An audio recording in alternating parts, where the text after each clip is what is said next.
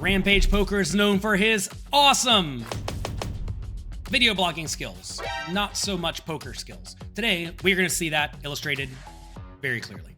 There's a hijack raise to $75. I decided to call this time in the small blind. We are playing about $10,000 deep at 10, 25, no limit Texas Hold'em. There's a raise to $75 from the hijack seat, and Rampage calls from the small blind with pocket fives, which is a perfectly fine and good, reasonable play. So far, Rampage has messed up nothing in this hand. Unbelievable. He's playing great. Let's go to the flop. And we're going heads up to a flop of 966 rainbow. I check it over to him on a pretty innocent flop for pocket fives, and he bets out 100. Okay, sure. For $100, I'm happy to make the call. The flop comes 966. Rampage opts to check. You may say, shouldn't you lead to protect your hand from the various overcards? And the answer is absolutely not.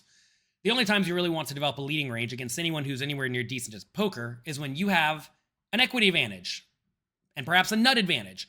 And while Rampage may be overly loosey-goosey with some random hands containing a 6, even Rampage knows not to defend the 6-3 offsuit before the flop from the small blind, I think. So, Rampage checks, his opponent bets 100. This is a situation now where Rampage has a very easy call. Some people look at this and think there are 3 overcards on the flop, that's scary.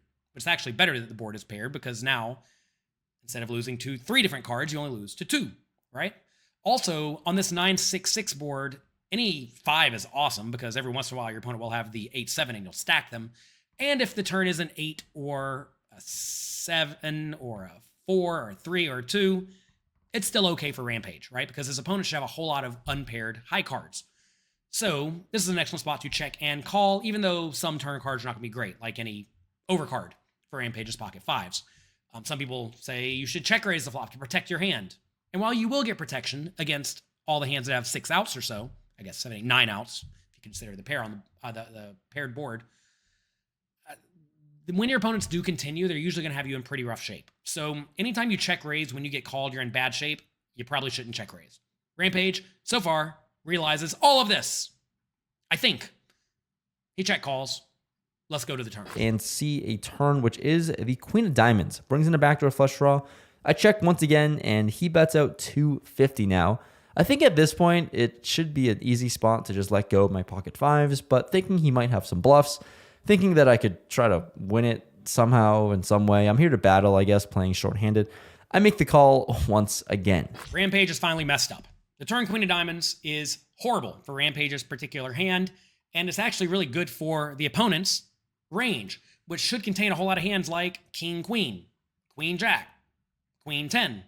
And also, if the opponent was bluffing with a hand like jack 10 or king jack or king 10, they just picked up a gut shot, right?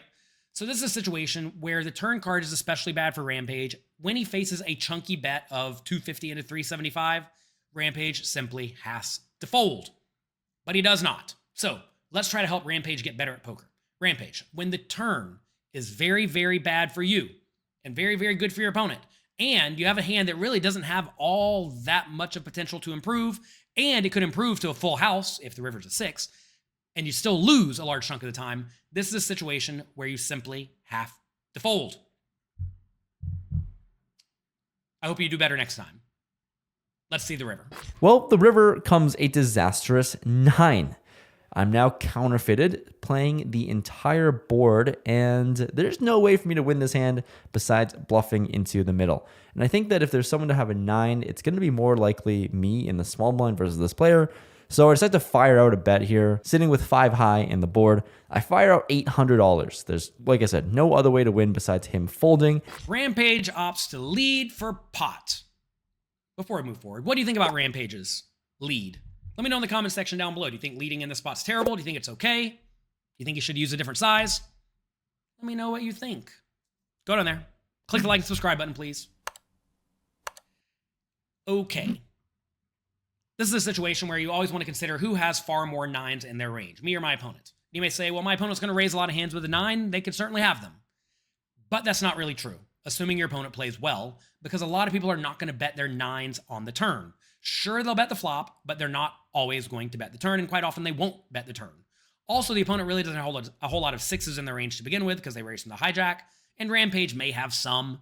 So this is a spot where now Rampage has a chunk of his range that absolutely crushes most of the best hands in his opponent's range. So for that reason, when you have a 9, you would really, really love to lead because your opponent's going to check it back with a lot of medium strength stuff.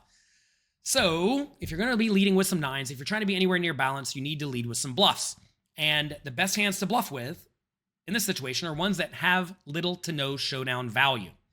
So underpairs. Now, I just told you on the turn, Rampage really should not have very many underpairs. But if Rampage did stick around with the pocket 5s, it's a really good hand to lead with. Other hands to lead with would be stuff like 8-6, Jack 10, King Jack, King 10, stuff like that. That can't realistically win all that often if you check. Now, the question then becomes, how much does a 9 want to bet? Do you want to bet 10% pot, half pot, full pot, 2x pot, all in for 9x pot?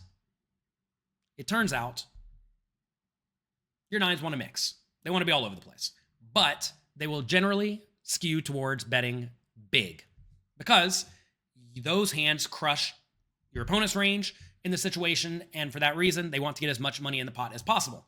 When you are leading very, very big with your value hands, you also want to lead big with your bluffs. Rampage goes pot.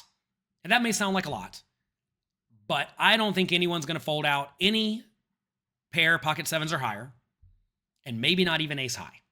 I think if Rampage is going to use this hand as a bluff, he needs to go gigantic, like 3,200. If he really wants to develop an all-in range, that may be okay. You do have to be a little bit careful making an all-in range here because your opponent will have pocket queens and pocket 6s, so maybe huge 9x pot's not ideal. But this is a spot where I do think you can pull out a solid 200% pot bet or 300% pot bet. And if you do that, that's going to make all of your opponent's hands that are weaker than full houses become indifferent to calling or folding. Even a hand like pocket aces is like mixing calls and folds in the spot if you bet big. Now, the next question becomes, does your opponent know that you enjoy bluffing? If you're in Rampage's shoes and you enjoy bluffing, and everybody in the whole poker world at this point knows you enjoy bluffing, you should drastically underbluff.